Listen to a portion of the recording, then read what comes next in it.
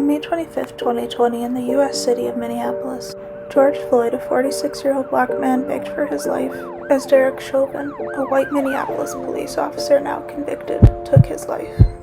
Chauvin kneeled on Floyd's neck for a total of 9 minutes and 29 seconds. In his last moments, Floyd struggled to utter 3 words that would spark worldwide protests and would not soon be forgotten. I can't breathe. A year later, the world found itself plagued by the COVID-19 global pandemic. Healthcare and frontline workers were beyond exhausted. Every day, they cared for thousands of infected patients and their families, holding up screens to the faces of the dying so their families could say their last goodbyes. Refrigeration trucks lined up outside of hospitals to store the overwhelming amount of bodies that the morgue could not keep up with. Meanwhile, a disturbing amount of people refused to wear masks or do the bare minimum to help protect the health and lives of others. According to research funded by the Government of Canada, by the end of 2020, incidents of racially motivated and targeted physical assault against Asian people in Canada increased by 50% compared to earlier that year. The rise in anti-Asian hate and xenophobic ideologies has been perpetuated and supported by certain politicians, making it more acceptable publicly, making it more dangerous. Meanwhile, the mental health crisis in Canada continues to be an increasing concern. Statistics from before the pandemic began stated that by the age of 40, about 50% of Canadians will have experienced a mental illness themselves. To give you an idea of what we're facing, about 11 people die by suicide every day in Canada. That comes out to about 4,000 deaths by suicide every year. According to the Canadian Mental Health Association, about 1 in 6 children and youth in Canada will experience some form of mental health struggle, and about 5 out of 6 of those kids won't receive the treatment they need. Suicide accounts for 24% of all deaths among 15 to 24-year-olds in Canada. Furthermore, violence against Indigenous women and children is systemic and a national crisis. In Canada, there are thousands of missing and murdered Indigenous women and girls. Lastly, poverty is a growing problem, as 1 in 7, or 4.9 million people in Canada live in poverty. For context, that's more than the entire population of Alberta, which is currently around 4.3 million. These are only a few of the many, many social issues that face society today. During his lifetime, sociologist Max Weber noticed that with the rise of capitalism came a cultural and societal shift from a collectivistic mindset to an individualistic mindset. Weber claimed that this shift led people to feel less morally obligated to care about others, and he warned that given the serious and complex nature of the many social justice issues the world is facing, even to this day, this shift would be incredibly detrimental to society. Weber believed that we must all practice what he called Verstehen, which in simple terms is the act of considering people's behaviors or actions through their point of view. This can also be called empathy. In a 2019 interview with specialists who study empathy by the Canadian Broadcasting Company, empathy was defined as the emotional and moral imagination that allows us to put ourselves in the shoes of other people. They even go so far as to say that empathy is what makes us human. In 1904, Weber visited the United States and said the following about his observations of the impact the rise of capitalism was having on American society. With almost lightning speed, everything that stands in the way of capitalistic culture is being crushed. Weber observed that with the rise of capitalism, more and more people were realizing that no one is forcing them to act morally. As a result, society is moving away from being collectively oriented, meaning that it values acting in the best interest of everyone, to an individualistic society that values the best interest of capitalism, self-interest, and financial gain.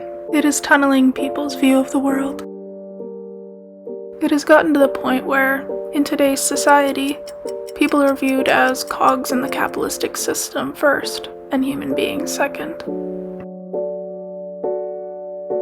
In learning about Weber and the observations he made during his lifetime, I was curious whether or not he was right that capitalism would lead to a lack of empathy. My thesis is as follows. In order to progress and grow towards a more equitable and just society, People as a collective need to start considering empathy to be a moral obligation they have to their fellow citizens of the world. In my research paper, I included 3 main studies. The first study analyzed the differences in patterns of helping behavior among high and low communally-orientated people. Results found that in response to the portrayal of those suffering from homelessness as sad, people with high communal orientation responded with more positive attitude, and people with low communal orientation responded negatively.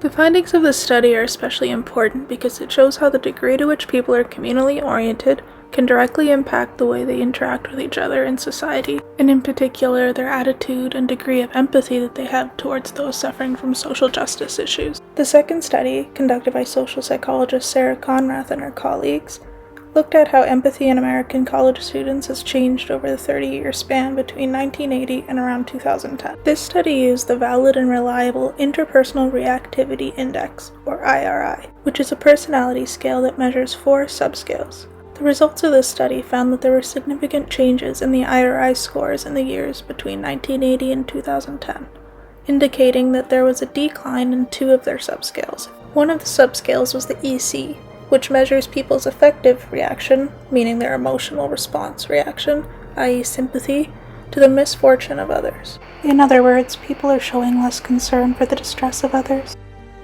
The second is the PT scale, which measures people's cognitive inclination to consider the perspective of others, meaning less and less people feel inclined to show empathy. The fact that these are declining is really concerning because these are the most foundational features of empathy. It's worth noting that the study found that scores have dropped the most since the early 2000s.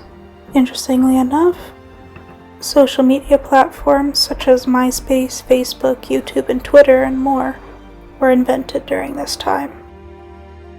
Lastly, the third study examined how inducing empathy in children of a host society can impact how they treat and their attitudes towards refugee children entering their community. Results showed that the children who were exposed to the real-life stories of experiences that refugees go through demonstrated more empathy than did the children in the control group who were only given simple information about what it means to be a refugee. The findings of this study are hopeful because it shows that strategies can be implemented in schools to help increase children's empathy for others. Our children are our future, so fostering empathy in them means fostering empathy for the future society. In conclusion, in the century since Weber first noted the negative impact capitalism had on society's morals and loyalties, research done by others on empathy has agreed with him. There has, in fact, been a decrease in empathy and community-oriented individuals, and an increase in narcissism and individualistic individuals. This, combined with the prevalence of complex and serious social justice issues in today's world, calls for societal change to foster a more equitable and just society for all.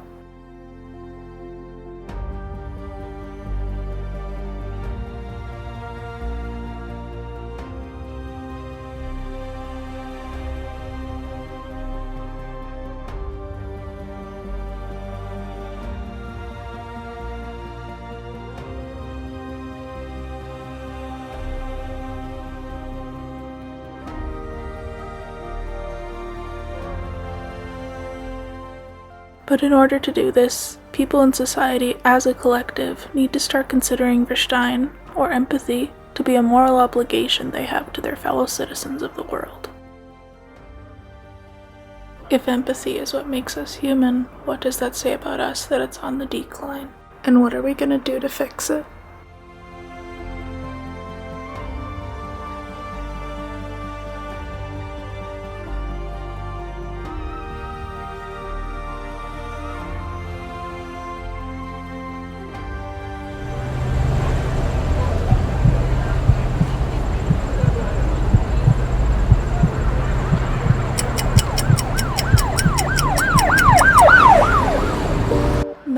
And 29 seconds.